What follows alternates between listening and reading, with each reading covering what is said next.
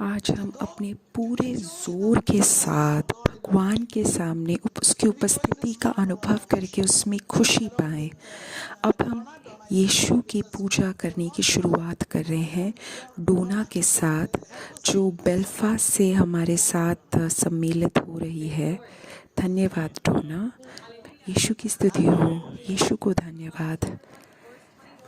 Bible में लिखा है कि वो औरत एक पुत्र को जन्म देगी और तुम्हें उसका नाम यीशु रखना है, और वो अपने लोगों को अपने पाप से बचाएगा। यीशु सिर्फ क्रिसमस के लिए नहीं, लेकिन वो हमारे साथ हर एक दिन हमारे साथ है, जिससे कि वो हमें हमारे पापों से, कठिनाइयों से हमें बचा सके। इसीलिए हमें ये ध्यान देना चाहिए कि यीशु हमारे हृदय में जन्म ले, सिर्फ क्रिसमस में ही नहीं बल्कि हर एक दिन। अब हम यीशु की पूजा करेंगे और उसको धन्यवाद देंगे और उनसे बोलेंगे कि वो हमारे हृदय में आज आ जाए और हमें हर एक बंधन से मुक्त कर दे। क्या तुम इसका विश्वास करते हो? Hallelujah, hallelujah, hallelujah, hallelujah, hallelujah, hallelujah, hallelujah, hallelujah. यीशु, हम तुमसे प्रेम करते हैं। हे यीशु, हम आपसे बेहद प्रेम करते हैं। Hallelujah, hallelujah, hallelujah, hallelujah. हम खुश हैं, हम खुश हैं हमारे यीशु, आपके वजह से। Hallelujah, hallelujah, hallelujah, hallelujah, hallelujah, hallelujah. मेरे दोस्तों, अपना ताली बजा के भाग लीजिए।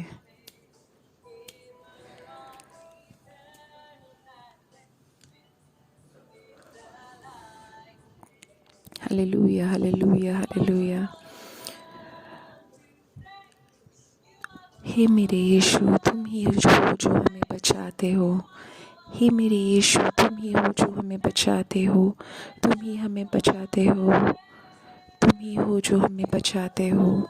तुम ही हो जो हमें बचाते हो। तुम ही हो जो हमें बचाते हो। तुम ही हो जो हमें बचाते हो और हमारे पाप को भगा देते हो। यीशु, तुम मेरे बचाव हो। यीशु, तुम ही मेरे बचाव हो। यीशु, तुम ही मेरे बचाव हो। यीशु, तुम ही मेरे बचाव हो। यीशु, तुम ही मेरे बचाव हो। यीशु, तुम ही मेरे बचाव हो। यीशु, तुम ही मेरे बचाव हो।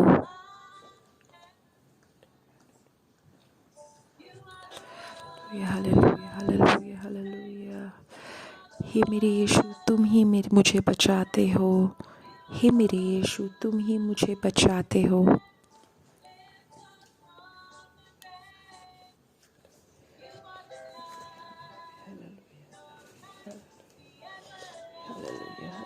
Hallelujah, hallelujah, hallelujah, hallelujah, hallelujah, hallelujah, hallelujah, hallelujah, hallelujah, hallelujah मेरे यीशु। हालेलुया मेरे यीशु। हालेलुया मेरे यीशु। हालेलुया मेरे यीशु। हालेलुया मेरे यीशु। हालेलुया मेरे यीशु। हालेलुया मेरे यीशु। तुम ही मुझे बचाते हो। मेरे दोस्तों, बार बार यीशु का नाम दोहराओ। यीशु, तुम ही मेरी शक्ति हो। यीशु, तुम ही मेरी शक्ति हो। तुम ही मेरे बल हो। तुम ही मेरे सब कुछ हो। तुम ही मेरे चिकित्सक हो। तुम ही मुझे मुक्ति देते हो। मेरे यीशु, मेरे यीशु, मेरे यीशु, मेरे यीशु, मेरे यीशु, मेरे यीशु, मेरे यीशु, मेरे यीशु। यीशु, तुम ही मेरे बचाव हो। यीशु, तुम ही मेरे बचाव हो। यीशु, तुम ही मेरे बचाव। यीशु, तुम ही मेरे बचाव। मेरे यीशु, तुम ही मेरे बचाव हो। यीशु, तुम ही मेरे बचाव हो। यीशु, तुम ही मेरे बचाव हो। यीशु, तुम ही मेरे बचाव हो। यीशु, तुम ही मेरे बचाव हो। यीशु, तुम ही मेरे बचाव हो। यीशु, तुम ही मेरे बचाव हो। यीशु तुम ही मेरे बचाव हो, यीशु तुम ही मेरे बचाव हो, यीशु तुम ही मेरे बचाव हो, यीशु तुम ही मेरे बचाव हो, यीशु तुम ही मेरे बचाव हो, यीशु तुम ही मेरे बचाव हो, यीशु तुम ही मेरे बचाव हो, यीशु तुम ही मेरे बचाव हो, यीशु तुम ही मेरे बचाव हो, यीशु तुम ही मेरे बचाव हो। मेरे मेरे हर पाप को आप बहा देते हो, मेरे हर एक पाप को आप धो देते हो। यीशु तुम ही मुझे मुक्ति देते हो, तुम ही मुझे चिकित्सक हो, तुम ही मेरे मुक्तिदाता हो, तुम ही मेरे चिकित्सक हो। मैं आपके आपके शब्दों पर विश्वास करती हूँ, आपके नाम पर मैं विश्वास करती हूँ। हे मेरे यीशु, मेरे दोस्तों, अब मैं तुम लोगों से याचना करता हूँ कि अपने हाथ को अपने सिर पे रखो और बोलो, हे मेरे यीशु, तुम मेरे मुक्तिदाता हो। यीशु तुम ही मेरे स्वामी हो, तुम ही मेरे चिकित्सक हो। मुझे मुझे चिकित्सा कर दे दो भैया। हे मेरे यीशु, मुझे मुक्ति दे दो, मुझे चिकित्सा दे दो, मुझे मुझे मुक्ति दो। मैं अब उन सब के लिए प्रार्थना करता हूँ जो अपने पारिवारिक जीवन के लिए प्रार्थना करने की याचना कर रहे हैं। हे मेरे यीशु, उन सब के लिए मेरे ज़ख्मों को भर दो। हे मेरे यीशु, मैं उन सब के लिए प्रार्थना कर रहा हूँ जो अभी मुक्ति चाहते हैं, उनको मुक्ति दीजिए। आप उनके ज़ख्मों को भर दीजिए। जिन लोगों को कैंसर है उनके लिए मैं प्रार्थना करता हूँ, टीबी है उनके लिए प्रार्थना करता हूँ, जिनके सिर में एक ट्यूमर है उनके लिए प्रार्थना करता हूँ, किसी प्रकार का उनको एलर्जी है तो मैं उनके लिए प्रार्थना करता हूँ। यीशु के नाम की शक्ति से मैं प्रार्थना करता हूँ, यीशु के नाम की शक्ति से मैं प्रार्थना करता हूँ। मैं फिर से वो गीत गा रहा हूँ, हे मेरे भगवान, तुम ही मेरे चिकित्सक हो, तुम ही मेरे मुक्तिदाता हो, तुम ही मेरे ज़ख्मों को भरते हो, तुम ही मेरे चिकित्सक हो, तुम ही मेरे बचाव हो, तुम ही मेरे बचाव हो, तुम ही मेरे बचाव हो, तुम ही मेरे बचाव हो। हे मेरे यीशु, तुम ही मेरे बचाव हो। हे मेरे यीशु, तुम ही मेरे मेरे बचाव हो। हे मेरे यीशु, तुम ही मेरे बचाव हो। हे मेरे यीशु, तुम ही मेरे बचाव हो। हे मेरे यीशु, तुम ही मेरे बचाव।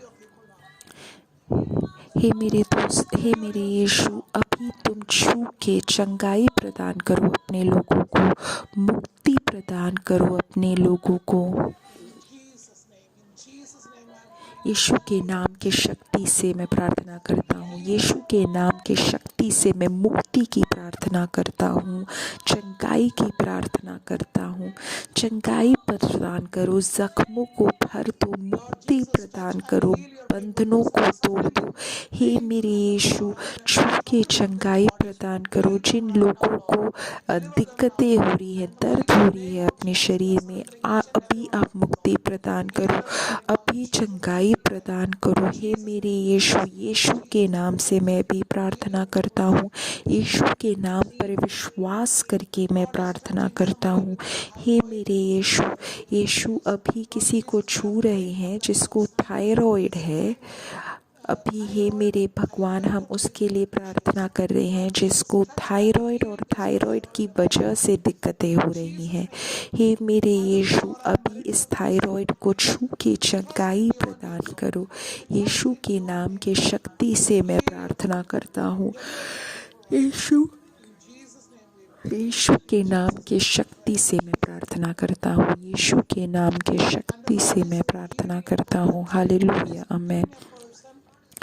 यीशु अभी एक इंसान को मुक्ति प्रदान कर रहा है जो अभी एक नर्सिंग होम में है या बुज़ुर्गों के घरों में है। वो बुज़ुर्गों का घर, उसको लग रहा है कि वो ये इंसान को लग रहा है कि वो वहाँ पे नहीं पहुँच सकता, उसके पास उतने पैसे नहीं हैं। भगवान अभी उसकी प्रार्थना सुन रहा है और किसी प्रकार की उसको दिलासा उपाय उसको दे रहा है। वो सरकार से किसी प्रकार की मदद महसूस कर रहे हैं, या वो किसी और कंपनी से किसी प्रकार की पैसे या मदद का प्रतीक्षा कर रहे हैं।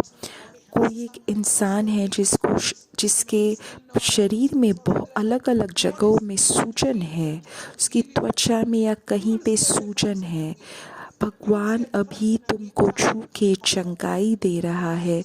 तुम 1 हफ्ते के अंदर तुम बदलाव देखोगे।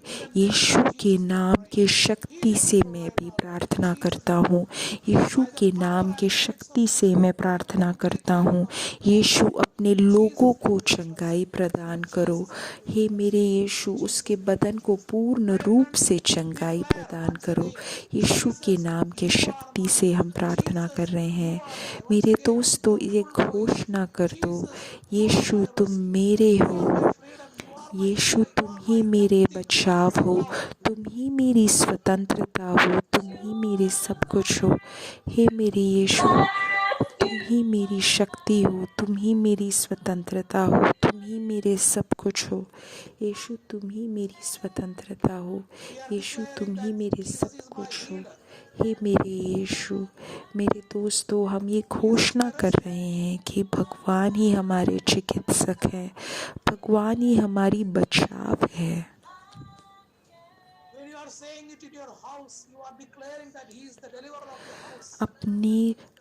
अपने घर में तुम ये घोषणा कर रहे हो, तुम ये घोषणा कर रहे हो कि यीशु तुम्हारे घर के मुक्तिदाता हैं। Hallelujah, hallelujah. तुम ही मेरे बचाव हो। यीशु के नाम के शक्ति से हम प्रार्थना कर रहे हैं। यीशु के नाम के शक्ति से हम प्रार्थना कर रहे हैं। यीशु के नाम के शक्ति से हम प्रार्थना कर रहे हैं।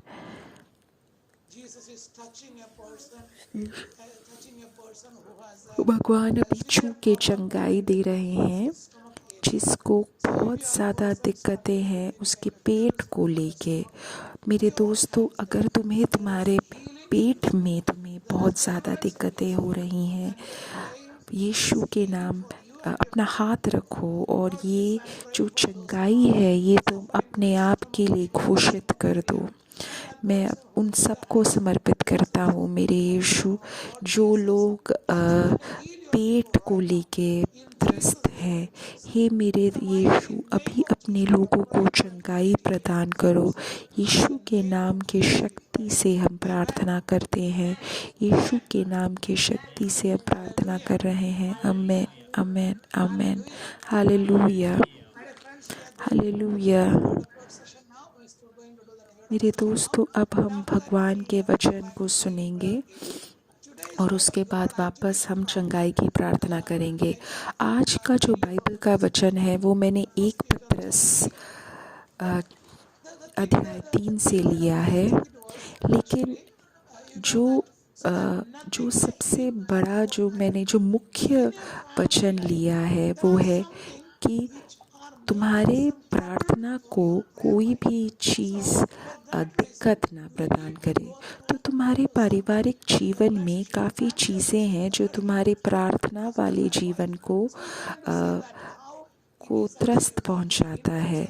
तो हमें हमारे पारिवारिक जीवनों को एक विशेष रूप से आगे लेके जाना चाहिए, और हमें कैसे भगवान प्रार्थना वाले आध्यात्मिक जीवन में हमें बढ़ना चाहिए, जब हम हमारे पति पत्नी दादू दादी सबके साथ जी रहे हैं।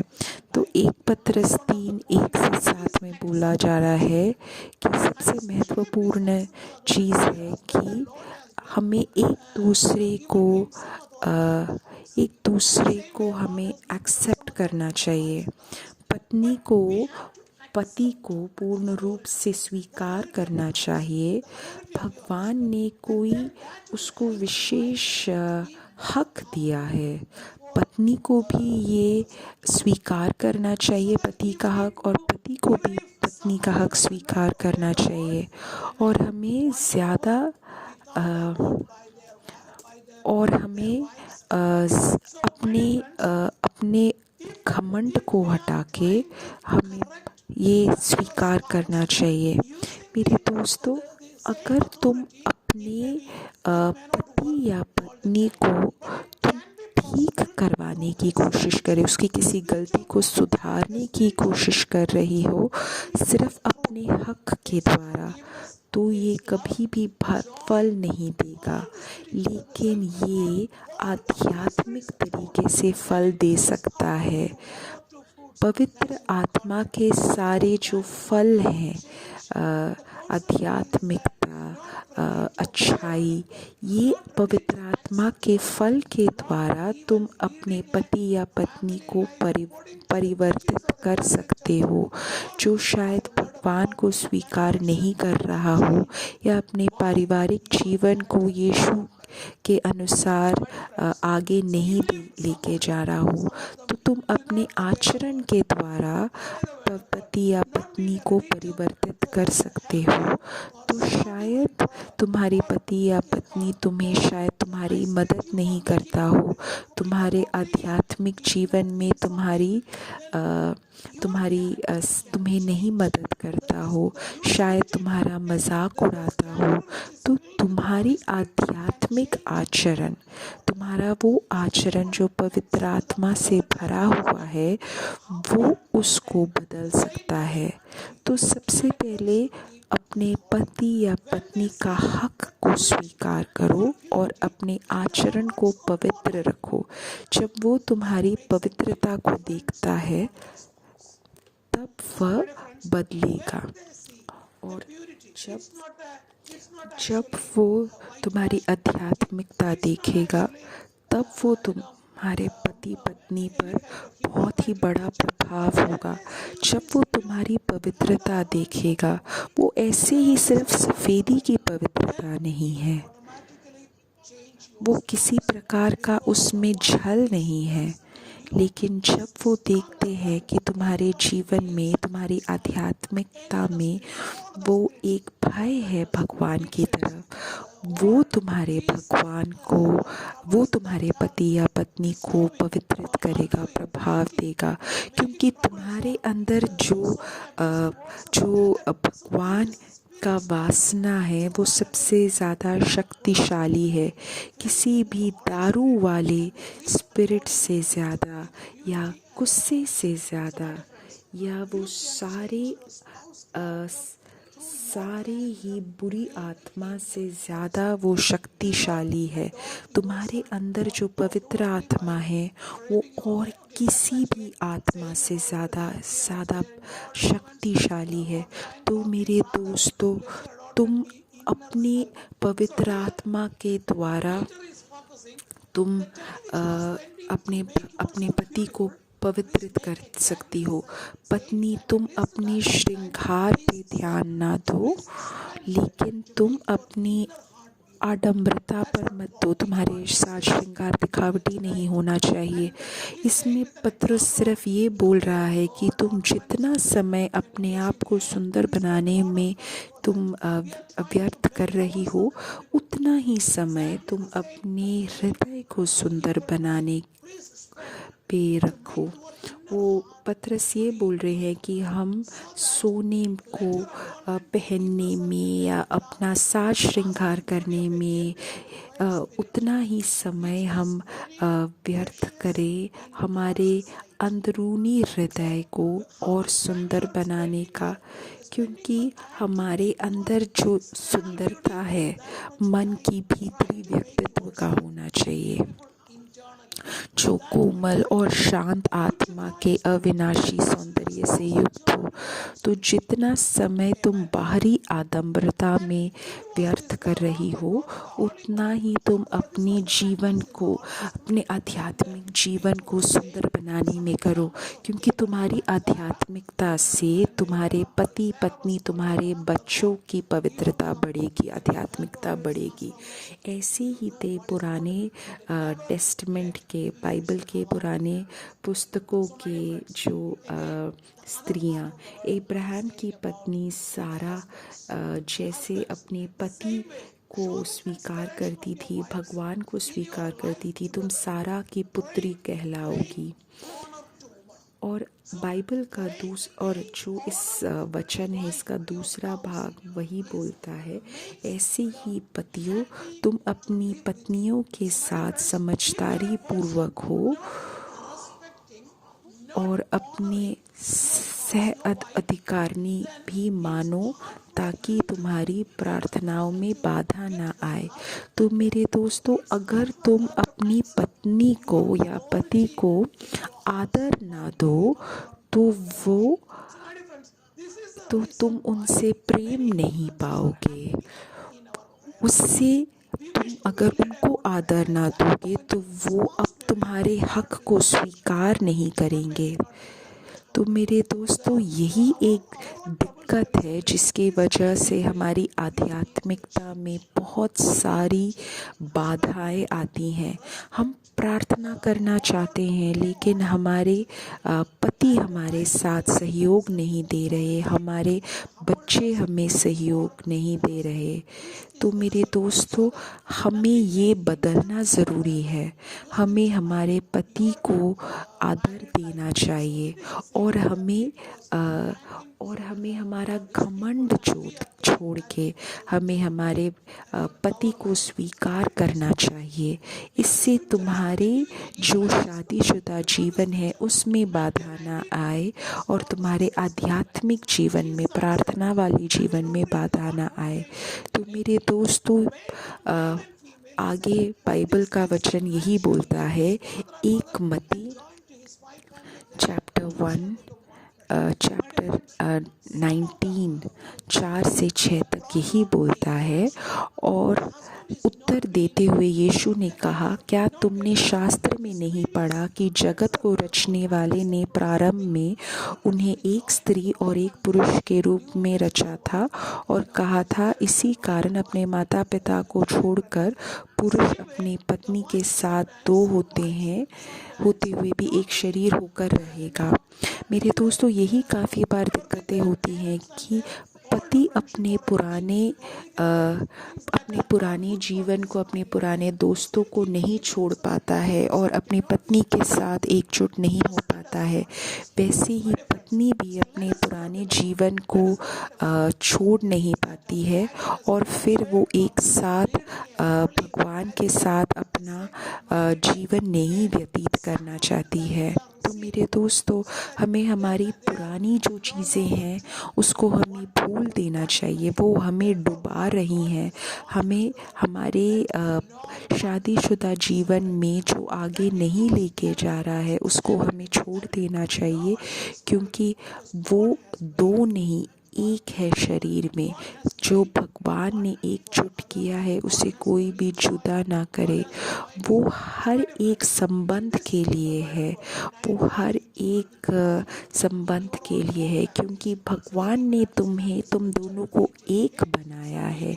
यीशु ने तुम दोनों को जोड़ा है। तो मेरे दोस्तों, ये जो बाइबल का वचन है तुम पढ़ो और अपनी ही भाषा में पढ़ो। तो अपने बाइबल के साथ आओ और ये जो वचन है इसको लिख के पढ़ो, लिख के ध्यान पढ़ो।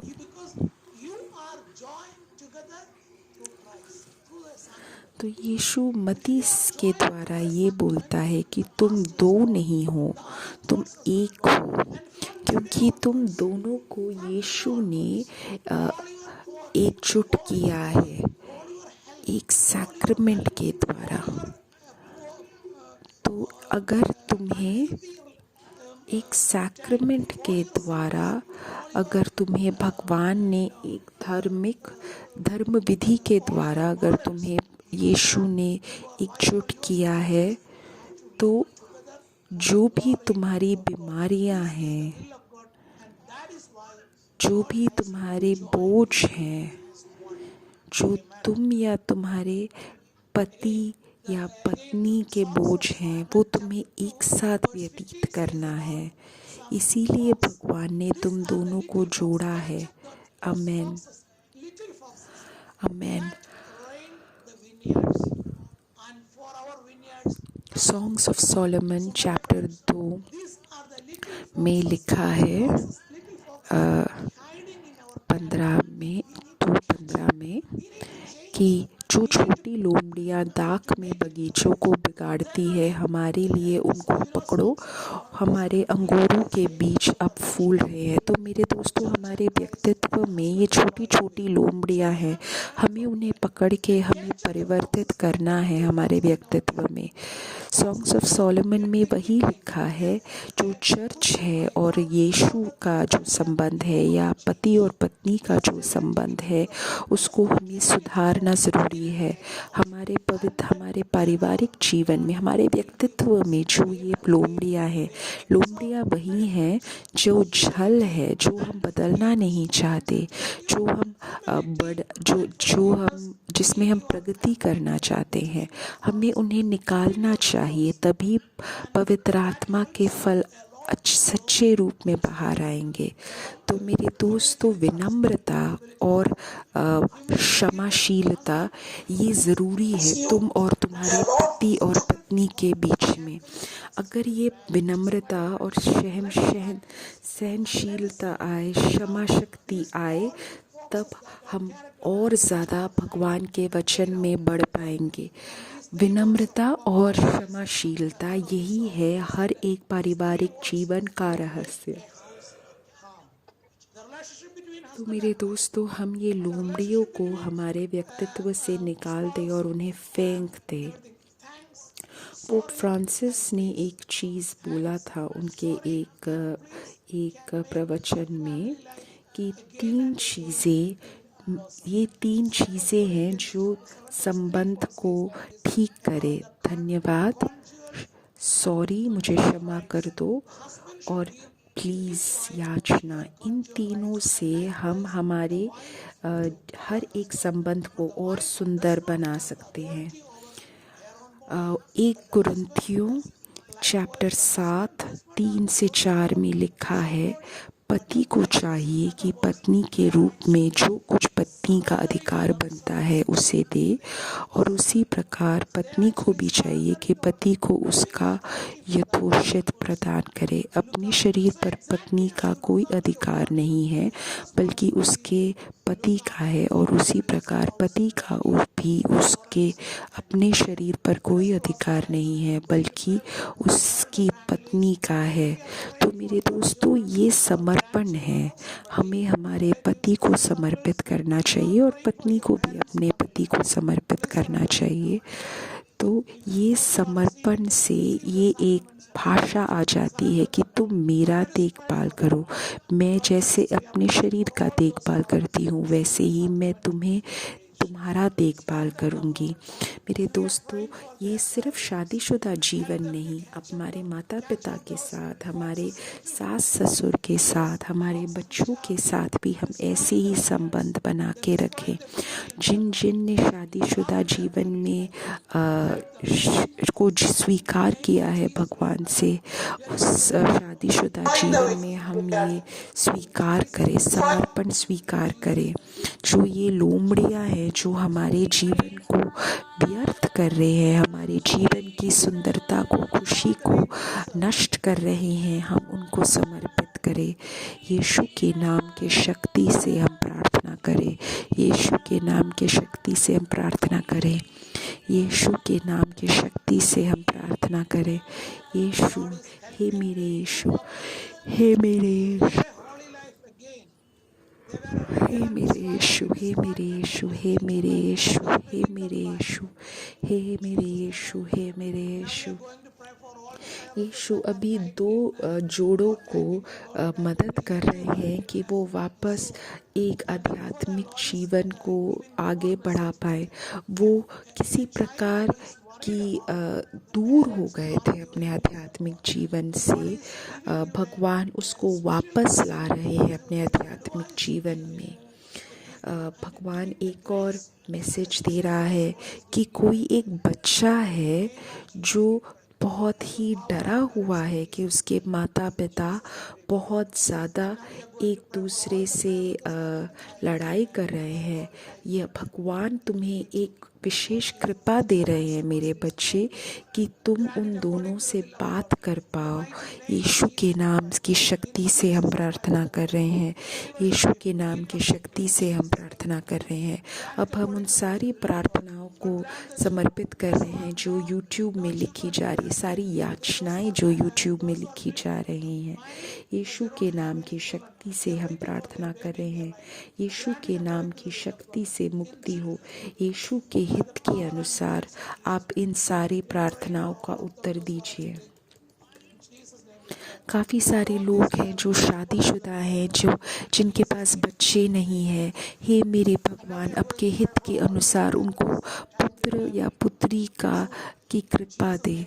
अब हम उन सबको समर्पित कर रहे हैं जो यीशु के नाम से हम प्रार्थना करें। आप इन सबको यीशु के नाम से आप समर्पित करें। जो जूम में सारी प्रार्थनाएं हैं, अभी हम उनको